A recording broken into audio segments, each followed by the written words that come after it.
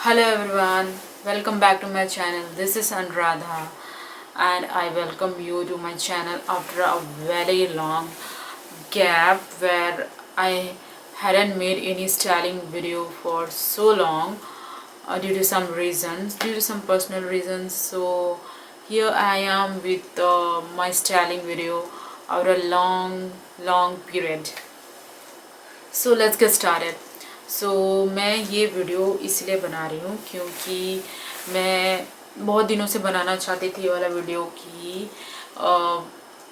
हम रियल और artificial silk में कैसे डिफ्रेंशिएट कर सकें। तो मैं आपको ये 3 पॉइंट जो बताऊंगी मैंने अपने लाइफ में अपनाई भी है और किया हुआ भी है, इसलिए मतलब यही 3 पॉइंट, और भी बहुत सारे पॉइंट्स हैं बट मैं यही 3 पॉइंट को डिस्क्राइब करना चाहूँगी क्योंकि मैंने ये खुद से किया हुआ है इसीलिए।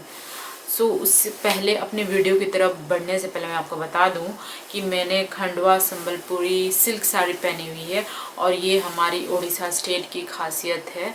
बहुत सारे संबलपुरी साड़ीज है, बहुत सारे टाइप के हैं, आपको तो पता ही है, मैंने बहुत बार बोला हुआ है अपने वीडियोस में। बट ये जो मैंने पहना है ये खंडवा सिल्क है और ये खंडवा सिल्क में ब्लाउज नहीं आती है, आपको खुद से बनवाना पड़ता है। और बाकी सारे जितने भी संबलपुरी साड़ीज है उसमें तो ब्लाउज आती है पर खंडवा सिल्क में नहीं आती है। मुझे नहीं पता क्यों नहीं आती है, बस नहीं आती है। और तो जो मैं आपको बताना चाहती हूँ कि फेक या आर्टिफिशियल सिल्क या रियल सिल्क में आप कैसे डिफ्रेंशिएट कर सकते हैं। सो यस, पॉइंट नंबर 1 ये है कि सबसे पहले तो जो सिल्क साड़ी होती है, आप जब भी खरीदने जाए दुकान पे तो आप सबसे पहले ये कर सकते हैं कि साड़ी को अपने इन 2 हाथों से, पाम से आप ऐसे रब करेंगे तो आपको 4-5 सेकेंड्स में ही वार्मथ फील हो जाएगा, थोड़ा सा गरम गरम सा लगेगा। तो इसका मतलब ये है कि वो रियल सिल्क है। और आर्टिफिशियल सिल्क के साथ ऐसा नहीं होता, आप रब जितना भी कर लो वैसे वार्मथ फील होगा ही नहीं। सो ये आपका पॉइंट 1 था। सो दूसरा पॉइंट ये है कि जो भी रियल सिल्क होता है ना, वो एक्चुअली आर्टिशियंस बहुत महीने 2-3 महीने लगाते हैं एक साड़ी को बनाने में डिज़ाइन के हिसाब से।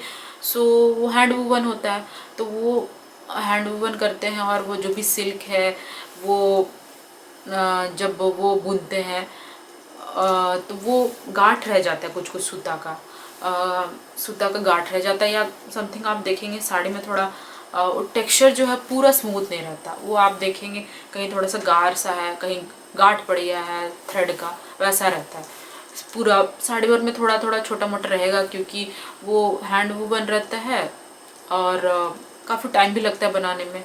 सो वो चीज़ रहता ही है। और लेकिन वो आर्टिफिशियल सिल्क में ऐसा नहीं होगा, वो मशीन मेड होती है तो वो पूरा स्मूथ और पूरा टेक्सचर में पूरा प्लेन रहेगा, उसमें ऐसा कोई गांठ, कोई गार वार कुछ नहीं रहेगा वैसा। तो इसको भी देख के आप पता लगा सकते हैं कि ये रियल है या फिर आर्टिफिशियल है। और थर्ड पॉइंट ये है कि बर्निंग टेस्ट, ये सबसे इम्पॉर्टेंट टेस्ट है और इसमें तो श्योरिटी रहता ही है कि आप पता लगा सकते हो कि ये सिल्क है या रियल सिल्क है या नहीं है। तो ये मैंने खुद से भी किया हुआ है, बहुतों से सुना भी था, तो मैंने ट्राई भी करा है।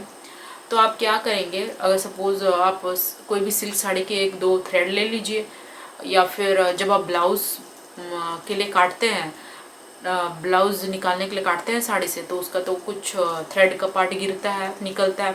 तो वो जो थ्रेड का पार्ट है वो आप आग में, फायर में सपोज़ मोमबत्ती लगा दिया और उसमें आप एक चिमटा की मदद से थोड़ा जला के देखिए। आप देखेंगे जो रियल सिल्क होता है, आप जैसे पास लेके जाएंगे थ्रेड को वो जलेगा, और उससे फ्लेम से दूर हटा देंगे तो वो नहीं जलेगा।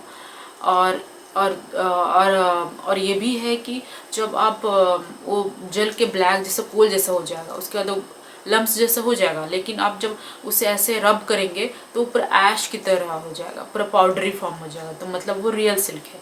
प्लस उसका स्मेल भी ऐसा है कि आप जैसे बाल जलता है तो जैसे स्मेल करता है, या पत्ते जलते जैसे स्मेल करता है वैसा स्मेल करता है। तो ये हो गया रियल सिल्क के बारे में। बट आर्टिफिशियल सिल्क को आप जब आप उसके थ्रेड को, उसके फैब्रिक को जब आप आग के सामने लेके जाओगे वो जलेगा प्लास्टिक की तरह, और बाद में आप आग से रिमूव भी कर दोगे तो भी वो जलते रहेगा थोड़ा।